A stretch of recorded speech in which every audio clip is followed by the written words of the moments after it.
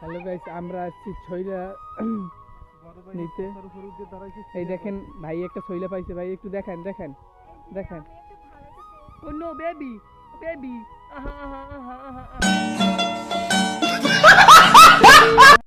সুন্দরবনের আপেল খ্যাত এক অ্যান্টিঅক্সিডেন্ট সমৃদ্ধ এই ফলটি ভিটামিন এ, সি, ফসফরাস ও ক্যালসিয়াম সমৃদ্ধ। এই ফলটি আমরা এখন প্রস্তুত করব খাবারের জন্য। তো দেখতে পাচ্ছেন এটি ব্লেন্ড করে নেওয়া হয়েছে। এখন ঝাল, লবণ, পরিমিত পরিমাণে ধনেপাতা, লেবু পাতা, তেল এসব কিছু দিয়ে